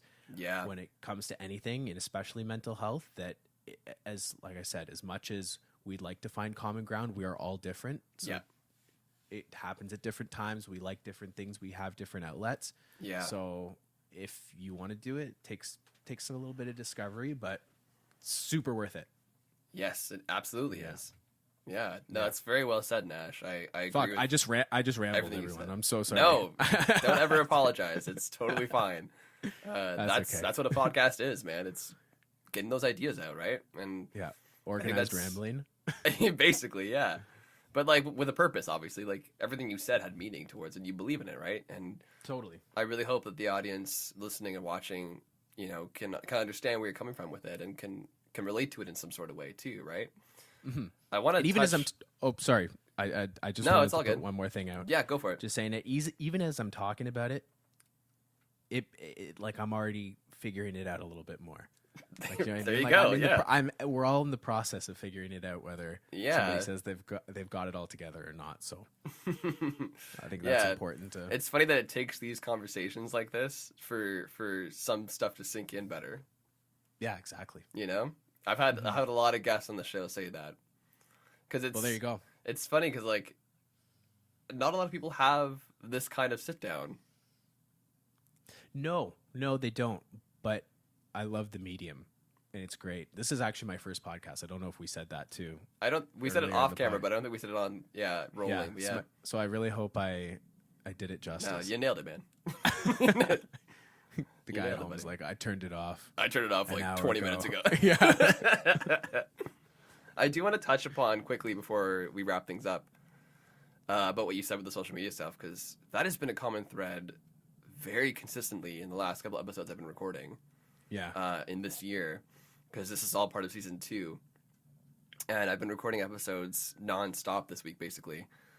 And it's been something that's been brought up a lot recently. Is that comparison, and like I think it's more prevalent in the last 2 years than anything else because of the situation that we've been living in, and everyone just like having all this time to sit with themselves and doing this reflection period, and a lot of us unfortunately are on our phones, and like social media because we can't really do much else or whatever.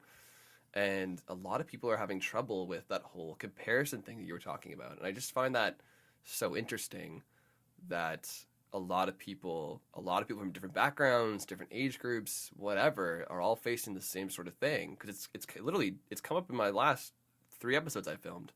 And now you brought it up here. So it's like, it seems to be like a big prevalent thing that's going on in our society right now. Oh yeah. It's crazy. God, even an example, like it's like I was, even after I hurt my back, I had to take time off work, and I would still post when I could do stuff because I'm like, oh, this is the best parts of me. And then I've got a text one day from somebody, and I was chatting with them, being like, oh, well, like I guess you're all better, and I'm like, well, not really. Like I would love to say that I am. But like this, you're seeing the best parts of me. I've been pretty depressed. I've been like upset. I'm hurting a lot. So that interaction just made me realize how poisonous it can be. Yeah, and how superficial social media is. Yeah. I think we're in a weird age group too. So this is my whole thing behind this, is that a lot of people in our generation, I find, are having struggles between me, like using social media and not wanting to use it. I know I am. Yeah. I hate it. But I love it for some reasons. And I think we're so caught in between that, like, some people are just, I even was posting and doing lots of stuff on social media for a while, and then I just stopped. I was like, I'm exhausted. It's like, this is not real. Yeah.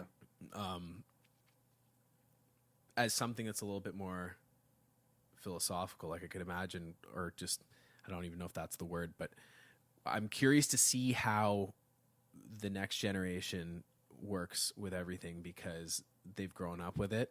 It's terrifying. Whereas we're kind of on the fence, right? Yeah. So we see the dangers of it, but we're using it, and some of us are exhausted, but we're still trying. And I can see that. Like I know so many artists and musicians that are like, I need a break, and they deactivate their account. Like they're doing that more and more now. Yeah. But so much of what goes on, especially in the entertainment industry, and a lot of other industries now with the whole metaverse thing. Oh God. Yeah, yeah, I know, but but there's the reaction, because it's like we're on the fence, and it's like you either hate it or you love it. And then the new I'm curious to see how the new generation accepts it, some of this stuff, because they're just getting bombarded with it, and it's kind of been injected into their existence. Well, look at as TikTok. A permanent. Yeah, I can't do TikTok. Doom scrolling drives me nuts. Like, and I do it, and then I hate it. We're all guilty of it, I think. Yeah, it's like hyper aware of it. Yeah. So, yeah, where was I going with this? We were talking kind of about like how it influences you, right? Yeah, and like how so many people project themselves in social media, and the unfortunate mental health side effect of that is like you said, people are comparing themselves to other people on social media and making that a fair assessment, even though, like you said from the top, you're only seeing the highlights that they want you to see on social media. Like, no one posts their lowlights. No, and Yeah, and even actively posting your lowlights too. It's like it's such a weird thing. There's so many. It's not just as easy as that. Like there's always some sort of Yeah, is it authentic? Is it attention seeking? Like, like society definitely puts that into perspective a lot.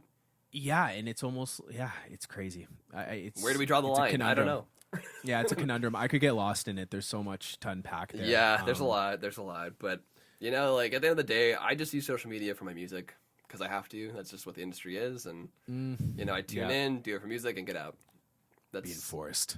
As plain as it is, right? Like I keep up with my friends, obviously, and like what they're doing. Like that's important to me, but that's one of my favorite things, especially friends that I have abroad. Like, especially part of that core friend group that I have. One of our friends lives in Singapore. Wow, well, that's very far away. Yeah, literally other side of the earth. And yeah, I love being able to see what he's doing on a daily basis. It makes me so happy. Yeah, keep up with him, right? So it's so there's the good part, the positives, and so it's like anything. It's a double-edged sword.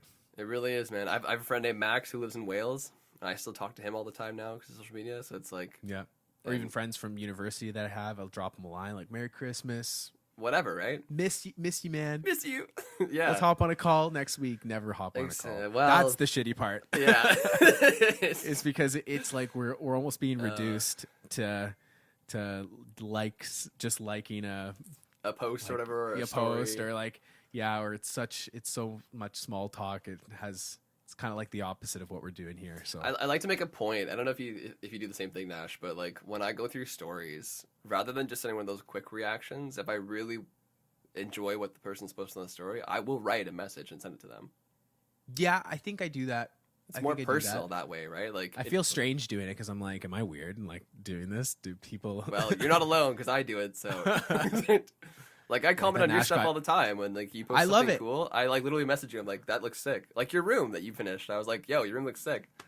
Yeah, no, I appreciate that. I love it, and I try to do the same. And it takes a little bit of effort, but I find the more we can engage properly, like you're even calling somebody or talking, sitting down with them, I think we can regain a little bit of that humanity back. Yes, and we need to desperately for all of our mental health's sake.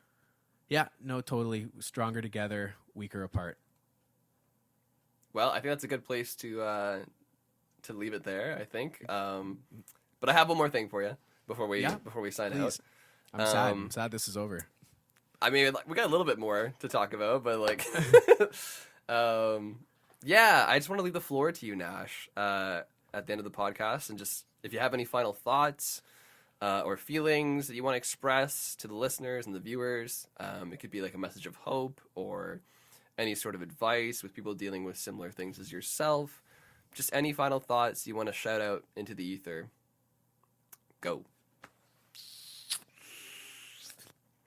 I know it's tough. No, I gotta think. Yeah, take your time. Take your time. I don't want to just spit something off the top of my head that makes no sense. Yeah. No, I just wanted to say thank you for having me on. This has been a blast. If I want to recap, just talk about your stuff. Everyone's different. Be patient. Try to find your outlets. Yep. Tell the people you love that you love them more often. Yes. I used to have that core group of guys that I'm good friends with. They're all they can all be fairly masculine. So I used to be the only one that was like, "Hey, I love you," and then I like as soon as we get off the phone, like, "I love you, man." And then we get off the phone, and I could just hear the hesitation on their end, and then they're like, "Okay, bye." Just hang up. And I'd be like, "No," but I knew deep down. I'm like, you know what? They're just having problems. Yeah, they're not used to it. They're having an internal struggle, and now every time we leave each other, big hug. I love you, buddy. I love you. That's the way it should be. I love you. So I find everyone should do that more often. There's my fortune. Hey, that's amazing. I love that. It's funny you say that because I actually say that at the end of every episode. So you stole the words out of my mouth. Oh, fuck. No, it's a Like, good thing though. It's a good thing and- that you see the same way that I do in that regard. Like, just forget the toxic masculinity, man. Drop that shit. Like, just say you love you, man. Like, there's nothing wrong with that. No, and you know, it's nice to hear. It's nice to say. And Yes. it's nice to hear. Absolutely. So, and you know what? If you're coming from a genuine place, like, there's nothing wrong with saying it. No, there absolutely is not. And like, it goes a long way, even though it might not seem like it. It really does. You know. Mhm. Yeah, Like, it's so important.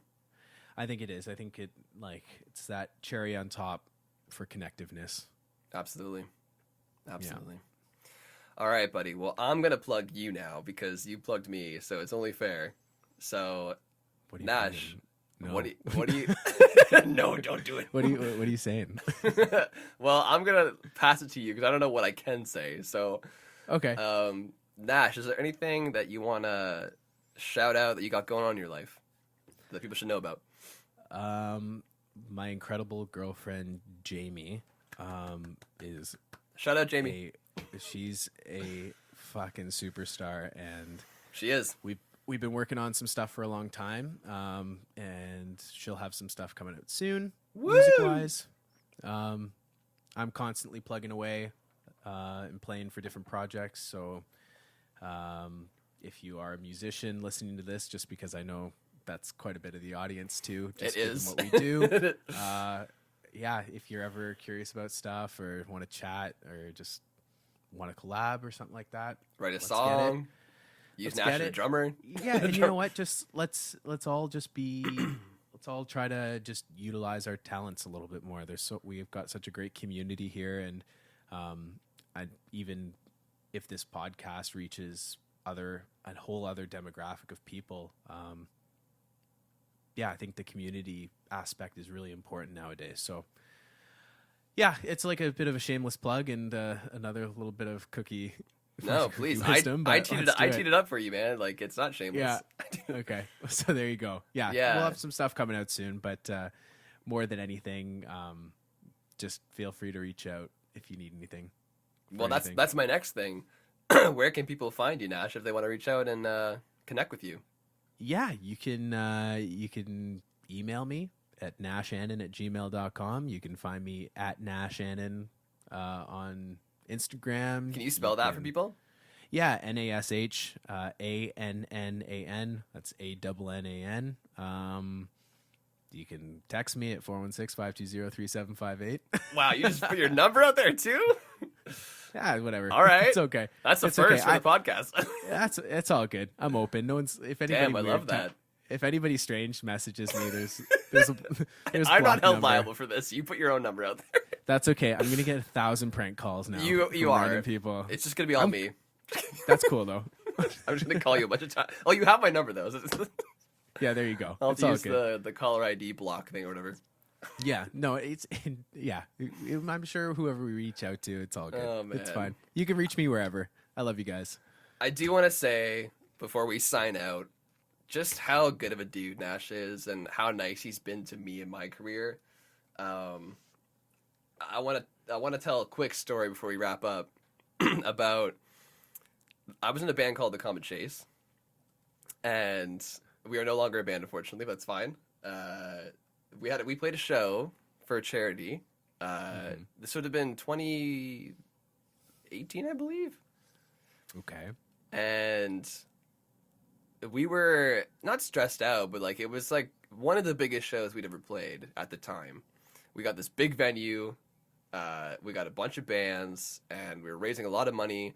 We got like radio stuff done to like help us like gain traction to get like more people there so we could raise more money for charity. It was a big deal. And I remember like, reaching out to a bunch of people to try and get them to come to the show. And I reached out to Nash, and he went like above and beyond and was like, yo, like, do you guys need anything for the show? And like, you got us like that crazy laser light, and like you showed up early for sound check to help me set it up, and like, Oh yeah, I remember that. like you just went above and was beyond. fun. You didn't have to do that, but like you did it, and it was just so cool that you made the show so much better for us, and like you helped us all night. And it was just, I don't know, it was just a really cool thing. And it just is a good testament to how good of a dude Nash is, and like how caring he is about the people that he cares about. And just how passionate he is about the music industry and the people involved in it, and people involved in his life. And like Nash and I, we're close, but you know, we're not the closest. I'll be the first to say that. And you know, it sucks that we're not. And time and space gets away from us and everything like that. Life gets in the way. I understand that. And plus, we were in two different groups, right? Like it's the way it is. Yeah, I'd like to say now that I'm a lot closer because of this podcast. I've learned so much about you. Of course. I feel like we're besties now. Pretty much. But that being said, like he's always been there when we needed him in the music, you know? So like, even though I didn't know him that well, we weren't that close, he still wanted to help out. And I just want to give that out to the people to understand, like, you know, how good of a dude you are. And please go check out anything this man does, because he's so good at his craft. He's a great drummer. Go check out his projects. Please go check out Jamie Gray and her stuff when it comes out.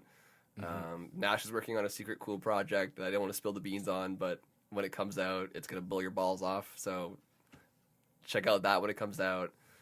I would talk about it. I would talk about it more, but it's just easier not to. You know what I mean? It's okay. It adds another layer of stress on top of it, and I'm already trying to just chip away. It's okay. But yeah, if you do want to go follow Jamie and her stuff, her new handle is at I'm Your Shadow Girl on Instagram. So awesome. Had a little bit of a name change there, but should be some cool stuff. Yeah. And honestly, Taylor, you're a sweetheart, man.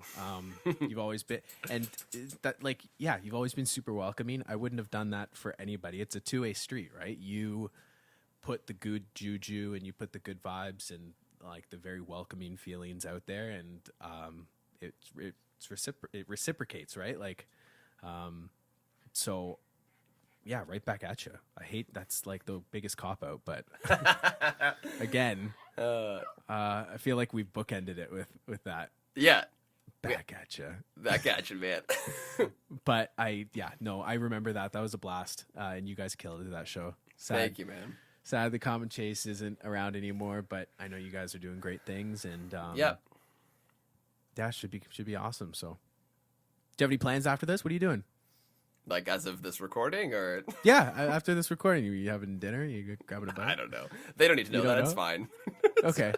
I don't know what I think. I'm having a short rib grilled cheese sandwich. Oh, buddy, that sounds good. Yeah. You just made all of the audience so jealous. Adequate nutrition, friends. I'm telling you. Feed your body. Feed your soul. All right. Well, Nash, I just want to give a big thank you for coming on the show, man, and sharing your beautiful story with everybody and letting us into your life a bit more with your mental health. It means a lot to me, and I'm sure it means a lot to the listeners and viewers that are watching this or listening to this. If they're going through something similar as you have, if they could take anything out of this episode, that'd be amazing, right? So I just want to say a big thanks to you for being a part of this, man. I really appreciate you coming on. Oh, and thank you for having me, because as soon as you dropped me a message, I was flabbergasted. I'm honored that you had me on. Hope it helped somebody, and if it doesn't, I hope you guys laughed or something. I hope it made you feel something. Exactly. That's what I hope. But help me. So cool. At the end of the day, yeah, this is just a selfish endeavor for the both of us. Free therapy. Hey, there you go. All right, everybody. Well, thank you so much for listening and watching. You can check us out on YouTube at A Mental Break Podcast. Go subscribe to us there, and you can watch the video format. Listeners, thank you so much for listening. It means a lot to me. Please give a follow on Spotify or Apple Podcasts or whatever platform you listen to podcasts on. Drop it a like. If you really like it, give it a review. It helps push it up in the algorithm and all that shit. If you want to follow us on Instagram, it's at A Mental Break Podcast. If you want to follow me, it's at Taylor Simpson Music on Instagram and everything else. I really appreciate your guys' support. This podcast has been such an amazing passion for me to do, and all of my guests have been just so great. And I just get so much joy doing this and experiencing what other people's mental health situations are like, and just growing this safe, positive community has been such a humbling experience, to say the least. But yeah, that's all I got to say for now. Nash pretty much took what I was going to say earlier. But drink some water, get some exercise, get your booster if you want to get your booster. If you don't, it's fine. Wear your mask. And I'll say it again because I always say this. Look to the left, look to the right, forward, behind you, diagonally. Whoever's in front of you, basically, tell them you love them. Or call a friend or a loved one and tell them you love them. Nash, I love you. I love you too, Taylor. I just think it's so important, and we touched upon it already, so you agree. So, but yeah. Anyways, guys, thank you so much for watching and listening. Stay tuned to another episode of Mental Break. Nash, thank you so much again, buddy. I'm blowing kisses for everyone listening. Bye, so everybody. Thank you so much for having me, guys.